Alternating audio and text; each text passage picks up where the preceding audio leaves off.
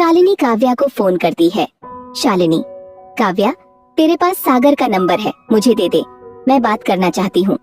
काव्या, नहीं शालिनी, मेरे पास नंबर नहीं है, मैंने नंबर मेरे एक कॉमन फ्रेंड से लिया था।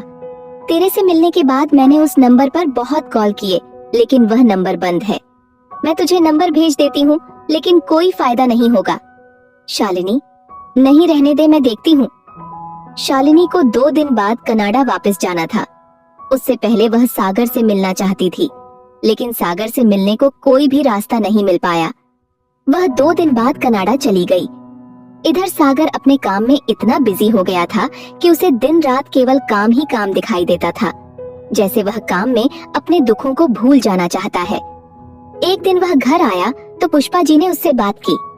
पुष्पा जी, बेटा ऐसा कब तक चलेगा? एक बार शालिनी से बात कर ले, मैं चाहती हूँ तुम दोनों अब शादी कर लो। सागर, नहीं माँ, उससे मेरा कोई वास्ता नहीं है। जब मुझे उसकी सबसे ज्यादा जरूरत थी, वह हमें तभी छोड़कर चली गई। पुष्पा जी, बेटा हो सकता है कोई गलतफहमी हो, एक बात कर ले, क्या पता वो भी पछता रही हो। सागर, नहीं माँ, अब वो मेरी जिंदगी का हिस्सा नहीं है, आज के बाद उसके बारे में बात मत करना। पुष्पा जी, ठीक है बेटा, जैसा तू चाहे, लेकिन मैं तो चाहती हूँ तेरा घर बस जाए। सागर, समय आने पर सब हो जाएगा, अभी तो मुझे एक कामयाब इंसान बनना है, जिसे कोई शालिनी छोड़कर कनाडा न जा पाए। सागर का दर्द पुष्पा जी महसूस कर पा रही थीं। इधर शालिनी जब कनाडा पहुंची तो उसका मन काम में नहीं लग रहा था। उसका दिल अब सागर के लिए धड़कने लगा था। वह किसी तरह बस सागर से मिलना चाहती थी। 2 दिन सोच विचार कर उसने अपने इंडिया ट्रांसफर के लिए कंपनी को मेल डाल दिया। 1 सप्ताह में उसे इंडिया जाने की परमिशन मिल गई। शालिनी ने फटाफट सामान पैक किया और इंडिया वापस आ गई, लेकिन वह अपने घर न जाकर ऑफिस के पास एक फ्लैट में अकेले रहने लगी। सोशल मीडिया से सभी दोस्तों से, सागर के रिश्तेदारों से जिन्हें वह जानती थी, वह सागर का पता मालूम करने में लग गई, लेकिन उसे सफलता नहीं मिली।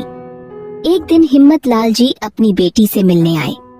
हिम्मत लाल जी, बेटी, अब तो तेरा गुस्सा शांत हो गया होगा, चल घर चल। शालिनी, नहीं पापा, जहाँ सागर की बेइज्जती हुई है, मैं उस घर में अब कभी नहीं आऊंगी। आपका जब मन हो आ जाइएगा। हिम्मत लाल जी, लेकिन बेटा ऐसे अकेले रहने का क्या मतलब है? शालिनी, पापा, मेरी जिंदगी का अब एक ही मकसद बचा है, सागर से मिलना और उससे माफी मांगना। अगर आप मेरी कुछ हेल्प कर सकें तो बहुत अच्छा रहेगा। एक बार किसी तरह सागर से माफी मांग लूं, फिर चाहे वह मुझे अपनाए या ठुकराए। हिम्मत लाल जी वापस आ जाते हैं। शालिनी की जिंदगी में अब कुछ नहीं बचा था। वह दिन में काम करती थी, रात को थोड़ा बहुत खाकर सोने चली जाती। जब भी उसे पुराने दिनों की याद आती, वह रोती रहती। अब शालिनी ने एक काम और शुरू कर दिया। उसने बंगलौर की कंपनियों में जॉब के लिए अप्रोच करना शुरू किया। काफी दिन बीत जाने पर उसे एक कंपनी से ऑफर आया। शालिनी ने उसे स्वीकार कर लिया। पुरानी कंपनी से रिजाइन कर वह फटाफट बंगलौर पहुंच गई। यह उसके जीवन का सबसे बड़ा मकसद था कि वह एक बार सागर से मिलकर माफी मांग ले। इधर सागर लगातार अपने काम में मेहनत कर रहा था।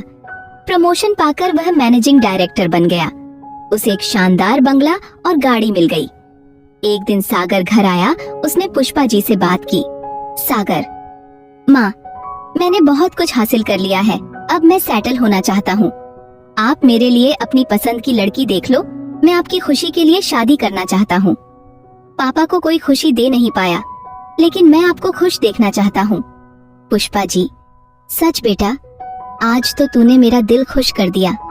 अब देख मैं तेरे लिए कितनी अच्छी लड़की ढूंढती हूँ। पुष्पा जी ने अपने सभी रिश्तेदारों से बात की। कुछ ही दिनों में सागर के लिए रिश्ते आने लगे। पुष्पा जी ने एक लड़की पसंद कर ली। उसी दिन शाम को उन्होंने सागर से बात की। पुष्पा जी, बेटा, मैंने एक लड़की पसंद की है, अंजलि नाम है उसका, तू एक बार उससे मिल ले। सागर, ठीक है माँ, उन लोगों को संडे को खाने पर बुला लो, अंजलि और उसका परिवार खाने पर आ जाता है। सागर और अंजलि दोनों अकेले में बात करते हैं।